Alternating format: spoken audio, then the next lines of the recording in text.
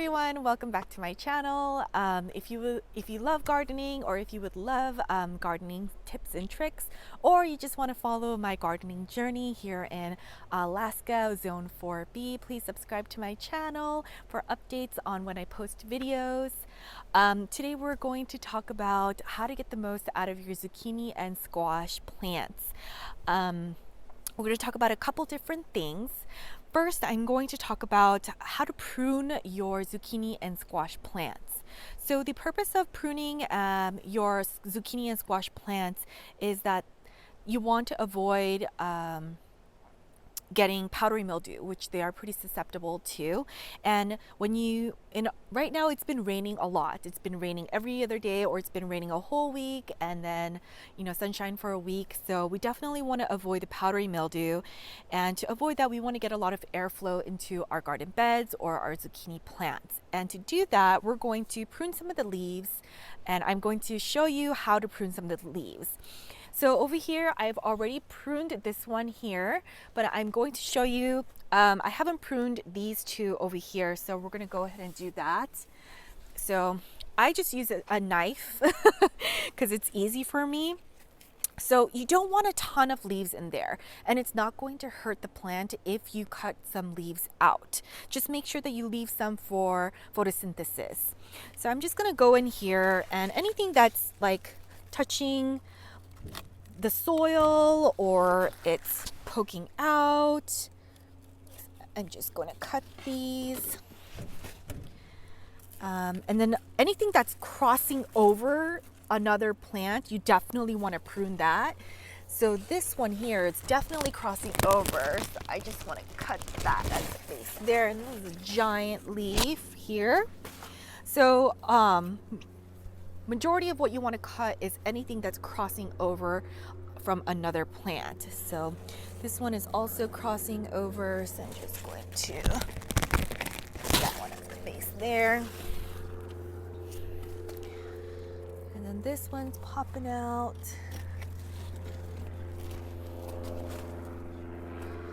And then I'll leave this one. I think I cut too much of that one. So let's see. Get in here. This one. And the pruning will actually help with getting more vegetables on your plants, because it will help it to create new growth. See where I cut them, and then it's creating new growth here, so it will continue to grow up. And another thing is zucchini and squash, actually they vine, so you can put in some wooden stakes, and then as they continue to grow, you can stake them up if you don't want them to trail onto the ground.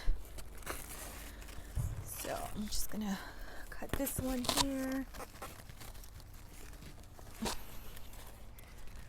So we want a lot of airflow.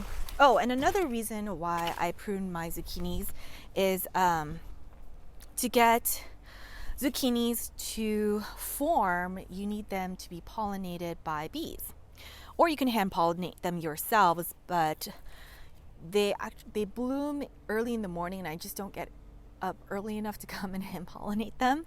So what you want to do is you actually want to plant some flowers, and these are nasturtiums here that I put, and these will bring in the pollinators, and then they will come here, and then they'll find the flowers in here. Another reason why I pruned the zucchini and squash is so that the flowers are not just covered in the leaves, and the bees never come in and find them to pollinate them. So there's a bee right there. So it helps when you prune the leaves out, that for the pollinators to come and pollinate your squash, and that will also give you a better harvest, since they will actually form into fruit. So this one's another. Yeah, I just pruned these the other day, and they're definitely going wild. So I'm just gonna prune a little bit more on this side. So I actually planted some parsley in here when they were really small, and that was a mistake because I forgot how big the zucchini gets, and clearly it was a mistake because it's hard to find in here. I should probably just pull those out. They're getting lost in here. But yeah, ooh, look at this one here. This one has a double flower. Interesting. So I'm gonna go over the difference between a female fruit and a male fruit also. So if you want to come in over here, so this one right over here, I'm just gonna pick this flower. This is a male flower, and how you can tell is there's not a tiny fruit right underneath here. It's just a clean stem. If you look right next to the flower that I just picked, this one has got this engorged stem that looks like a little zucchini. So this one is a female flower.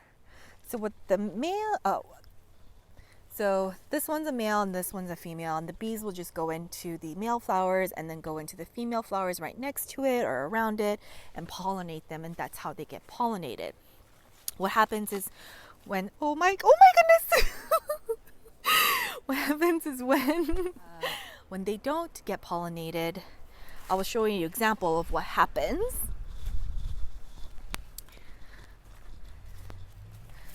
So right over here, you can see that it started to grow, but then the bottom of it started to turn yellow. So this was not a properly pollinated squash. So it didn't grow to full maturity. Let's see.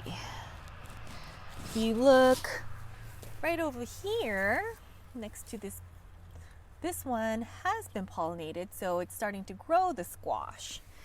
And oftentimes people think that this is a calcium deficiency, but I found out through research that it's 75 to 80% of the time it's just not properly pollinated. So you definitely want to put some flowers or heavily prune your zucchini and squash plants to make sure that the pollinators are able to find the flowers to get them pollinated.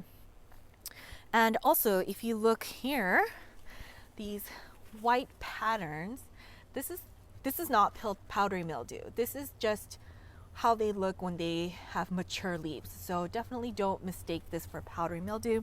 Powdery mildew, if you touch it on the top, it will kind of come off a little bit, and that's considered powdery mildew. So I'm just going to go in here and prune a little bit more because it is getting a little bit I've got a lot of zucchini in here, as you can see, that I need to harvest as well.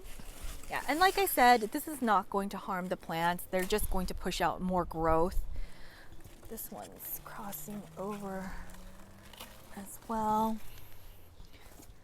And they're just going to continue to push out new growth, and they'll just keep setting fruit.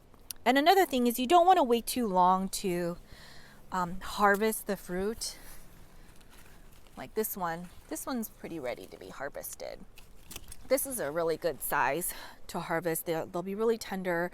If you let them get too big, they'll get really hard and seedy. I want to say seedy is not the right word, but if you harvest them often, they're kind of like peas.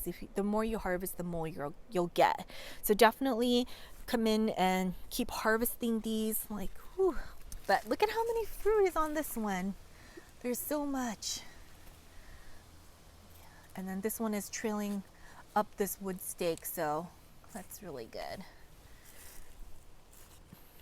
And as they grow up, I'll just continue to tie them in. All right, so I hope that was very informational for you guys, and I hope you enjoyed this video. If you enjoyed the video, please give it a thumbs up and please subscribe to my channel. Until next time, happy gardening.